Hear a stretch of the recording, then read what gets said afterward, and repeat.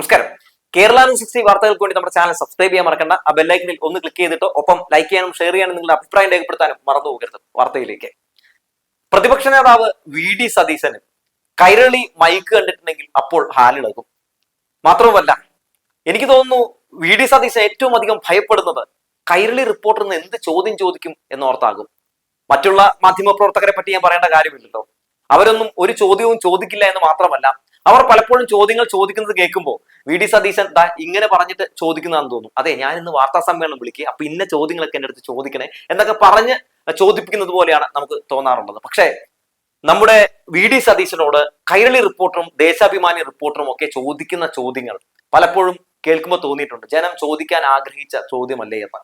പക്ഷേ ആ ചോദ്യങ്ങൾക്ക് മുമ്പിൽ വി.ഡി. സതീശൻ വ്യക്തമായ മറുപടി നൽകാറില്ല എന്ന് മാത്രമല്ല, കിടന്ന് ഉരുണ്ട് കളിച്ച് അവസാനം ഒറ്റ ഓട്ടമാണ്. ഇന്നും അത് തന്നെ സംഭവിച്ചിരിക്കുന്നു.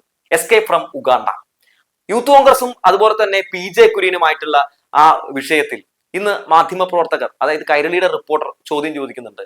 PJ കുര്യൻ ഒരു സന്ദേശപരമായിട്ട് പറഞ്ഞതാണ്, സ്വന്തം പാർട്ടിയും അതുപോലെ തന്നെ സ്വന്തം പാർട്ടിയുടെ യുവജന സംഘടനയും ഒക്കെ നശിച്ചു പോകരുത് എന്ന് ആഗ്രഹിച്ചുകൊണ്ട് അദ്ദേഹം ആ പാർട്ടിയോടുള്ള സ്നേഹം കൊണ്ട് പറഞ്ഞു, ഈ പറയുന്ന യൂത്ത് കോൺഗ്രസിന്റെ നേതാക്കളൊക്കെ TV ഫ്ലോറിൽ നിന്നും അതുപോലെ തന്നെ സോഷ്യൽ മീഡിയയിൽ നിന്നൊക്കെ ഇറങ്ങി ജനങ്ങളൊക്കെ ആയിട്ടൊരു ബന്ധമൊക്കെ ഉണ്ടാക്കട്ടെ എന്ന രീതിയിൽ സംസാരിക്കുന്ന സാഹചര്യം ഉണ്ടായി. നിങ്ങൾ ആ SFI ഒന്ന് കണ്ടുപഠിക്കും എന്ന് പറയുന്ന ഒരു സാഹചര്യം ഉണ്ടായി. പക്ഷേ അപ്പോഴത്തേക്കും അദ്ദേഹത്തിനെതിരെ യൂത്ത് കോൺഗ്രസിന്റെ അധ്യക്ഷനായിട്ടുള്ള രാഹുൽ മാങ്കൂട്ടും ഒക്കെ രംഗത്തേക്ക് ഇറങ്ങി അദ്ദേഹത്തെ ആക്രമിക്കാൻ തുടങ്ങിയെന്ന് മാത്രമല്ല, സമൂഹ മാധ്യമങ്ങളിൽ ഇദ്ദേഹത്തിനെതിരെയൊക്കെ വന്നിട്ടുള്ള പല പോസ്റ്റുകൾ, ഏത് യൂത്ത് കോൺഗ്രസ്സുകാരുടെ പോസ്റ്റുകളൊക്കെ എടുത്ത് നോക്കിയിട്ടുണ്ടെങ്കിൽ നമ്മൾ പോലും മൂക്കിൽ ഇങ്ങനെ വിരൽ വെച്ചു പോകും.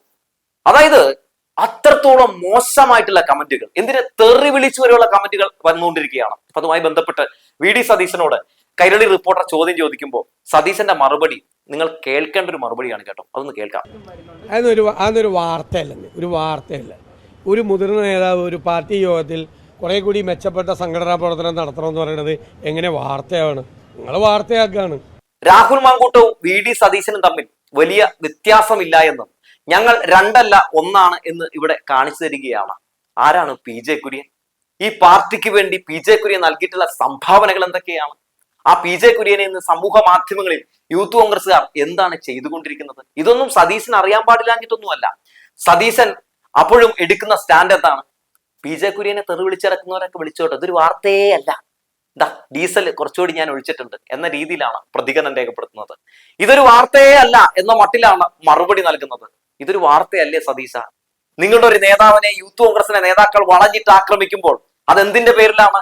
യൂത്ത് കോൺഗ്രസ് എന്ന് പറയുന്ന ആ യുവജന സംഘടന നശിച്ചു പോകരുതെന്ന സദുദ്ദേശപരമായിട്ട് ഒരാൾ പറയുമ്പോൾ, അങ്ങനെ പറയുന്ന ഒരാളെ ആക്രമിക്കുന്നത് എവിടത്തെ ഒരു ധാർമ്മികതയാണ്? അത്തരം ഒരാളെ ഇങ്ങനെ വളഞ്ഞിട്ട് ആക്രമിക്കുമ്പോഴും സതീശൻ ഒരു ഉളുപ്പുമില്ലാതെ പറയുന്നു അതൊരു വാർത്തയേ അല്ല എന്ന്. ഇങ്ങനെയാണോ ഒരു പ്രതിപക്ഷ നേതാവ് പ്രതികരിക്കേണ്ടത്? സത്യത്തിൽ ഇത്തരം ആളുകൾക്ക്, ഇത്തരം ടെൻഡൻസി ഉള്ള ആളുകൾക്ക് ആക്രമിക്കാൻ വേണ്ടിയുള്ള ഇന്ധനം നിങ്ങൾ പകർന്നു കൊടുക്കുകയല്ലേ ചെയ്തുകൊണ്ടിരിക്കുന്നത്? കൈരളി റിപ്പോർട്ടർ വീണ്ടും ഇതേ ചോദ്യം ആവർത്തിക്കുന്നുണ്ട്. അപ്പോൾ സതീശന്റെ മറുപടി ഇങ്ങനെയാണ്, എസ്കേപ്പ് ഫ്രം ഉഗാണ്ട. അതായത് ചോദിച്ചപ്പോൾ തന്നെ മൂപ്പര് പോവുകയാണ്, ഓടി മാറുകയാണ്. ഒരു വ്യക്തമായ മറുപടി പോലും പറയാൻ നമ്മുടെ പ്രതിപക്ഷ നേതാവ് വി.ഡി. സതീശന് കഴിയുന്നില്ല എന്നുള്ളതാണ്. അതായത് നമ്മൾ ഒരു ചോദ്യം ചോദിക്കുന്നു, ആ ചോദ്യത്തിന് വ്യക്തമായ മറുപടി പറഞ്ഞ ശേഷം കിടന്ന് ന്യായീകരിക്കുകയാണെങ്കിൽ പിന്നെങ്കിലും എന്തെങ്കിലുമൊക്കെ പറയാം. പക്ഷെ ഇതിലൊരു പ്രതികരണമേ ഇല്ല വി.ഡി. സതീശന്. ന്യായീകരണം മാത്രമേ ഉള്ളൂ. ഇവിടെയാണ് തിരുവഞ്ചൂർ രാധാകൃഷ്ണനെ കാണേണ്ടത്, കണ്ടു പഠിക്കേണ്ടത് വി.ഡി. സതീശൻ. ഈ വിഷയത്തിൽ PJ കുര്യനൊപ്പം നിൽക്കുകയാണ് തിരുവഞ്ചൂർ രാധാകൃഷ്ണൻ. തിരുവഞ്ചൂർ രാധാകൃഷ്ണന്റെ മറുപടി അത് രാഹുൽ മാങ്കൂട്ടത്തിനും അതുപോലെ തന്നെ VT ബൽറാമിനും ഇത്തരത്തിൽ സോഷ്യൽ മീഡിയയിലും ഈ TV ഫ്ലോറിലും ഒക്കെ ജീവിക്കുന്ന യൂത്ത് കോൺഗ്രസ്സുകാർക്ക് എതിരെയാണ്. ഒരു സദുദ്ദേശപരമായിട്ടാണ് അദ്ദേഹവും ഇത് പറഞ്ഞിട്ടുള്ളത് എന്നാണ് ഞാൻ മനസ്സിലാക്കുന്നത്. എന്തായാലും അദ്ദേഹത്തിന്റെ പ്രതികരണം ഞാനത് വായിക്കാം. രാജകൊട്ടാരത്തിൽ കുബേരന്മാർ ഇരുന്ന് പ്രജകളെ കാണുന്നത് പോലെ ജനാധിപത്യത്തിൽ മുന്നോട്ട് പോകാൻ കഴിയില്ല. ജനങ്ങൾക്കിടയിൽ കാലുറപ്പിച്ച് മുന്നോട്ട് പോകാത്ത ഒരു നേതൃത്വവും ശാശ്വതമായി നിലനിൽക്കില്ല. അതായത് PJ കുര്യന് പിന്നാലെ യൂത്ത് കോൺഗ്രസിന് എതിരെ ഇതുപോലെ തിരുവഞ്ചൂർ രാധാകൃഷ്ണനും പ്രതികരിച്ചിരിക്കുകയാണ്. ഇത് സദുദ്ദേശപരമായിട്ട് അദ്ദേഹം പറഞ്ഞതാകും എന്ന് തന്നെയാണ് ഞാൻ പ്രതീക്ഷിക്കുന്നത്. പക്ഷേ ഇങ്ങനൊരു പ്രതികരണം രേഖപ്പെടുത്തിയതിന്റെ പേരിൽ ഇന്ന് തിരുവഞ്ചൂർ രാധാകൃഷ്ണനാകും യൂത്ത് കോൺഗ്രസിന്റെ പ്രധാന ഇര എന്ന് പറയുന്നത്.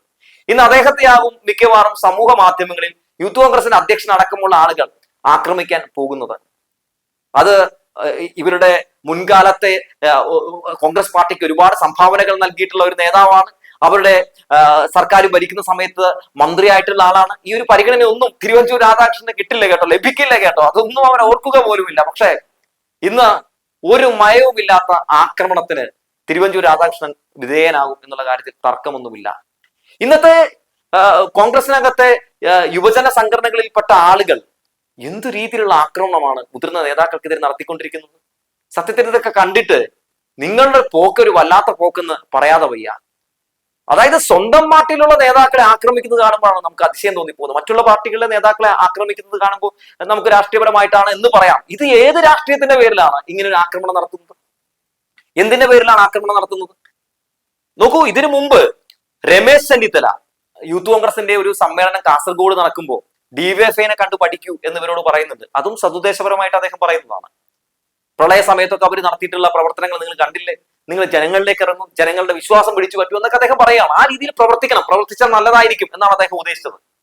അന്നത്തെ രാത്രി രമേശ് ചെന്നിത്തലയെ യൂത്ത് കോൺഗ്രസ്സുകാരെ ആക്രമിച്ച ഒരു ആക്രമണം എന്താണ്?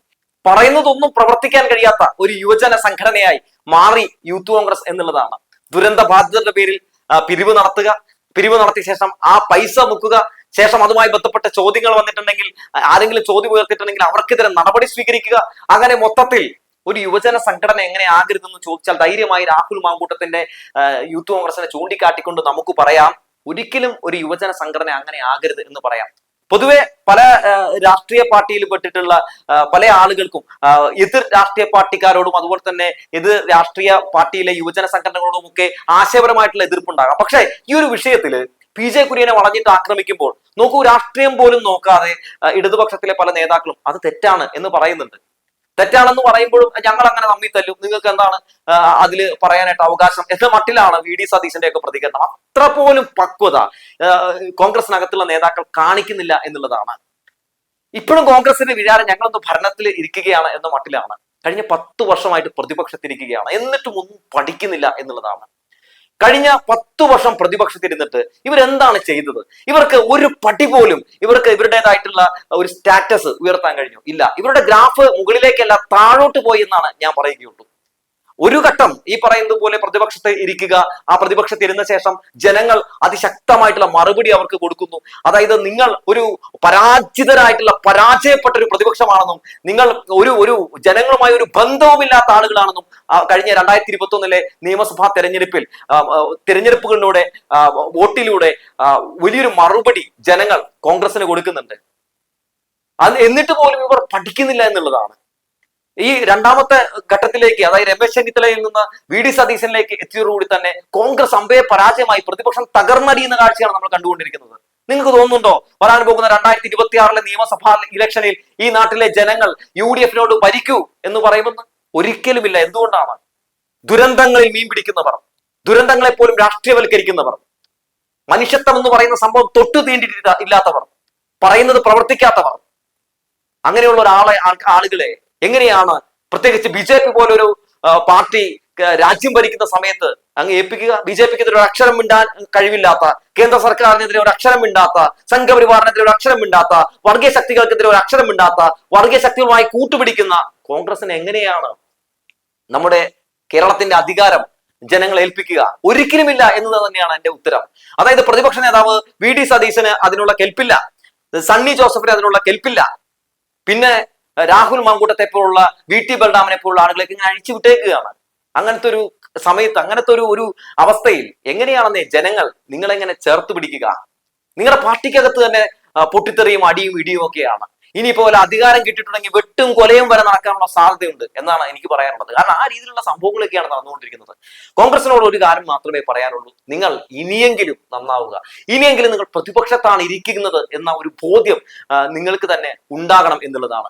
കഴിഞ്ഞ 10 വർഷം എത്രയധികം ആരോപണങ്ങളാണ് നിങ്ങൾ ഇടതുപക്ഷ ജനാധിപത്യ മുന്നണി സർക്കാരിനെതിരെ ഉന്നയിച്ചത്. ഈ നാട്ടിലെ ജനങ്ങളൊക്കെ കേട്ടതല്ലേ? മാസപ്പടി, അത് ഇത് മറ്റ് മറച്ചത് മണ്ണാങ്കട്ട, എന്തൊക്കെ രീതിയിലുള്ള ആരോപണങ്ങൾ നിങ്ങൾ മുന്നോട്ട് വെച്ചു? ഏതെങ്കിലും ഒരു വിഷയത്തിൽ തെളിവ് ഉള്ളതായിട്ട് നിങ്ങൾക്ക് കാണിക്കാൻ കഴിഞ്ഞോ? ഏതെങ്കിലും ഒരു വിഷയമായിട്ട് ബന്ധപ്പെട്ട് ഈ സർക്കാരിനെ നിങ്ങൾക്ക് ലോക്ക് ചെയ്യാൻ കഴിഞ്ഞോ? ഇല്ല. നിങ്ങൾ ഉന്നയിച്ച എല്ലാ ആരോപണങ്ങളും പെരുന്നുണകളായിരുന്നു എന്ന് തെളിയുന്ന സാഹചര്യമല്ലേ ഉണ്ടായത്?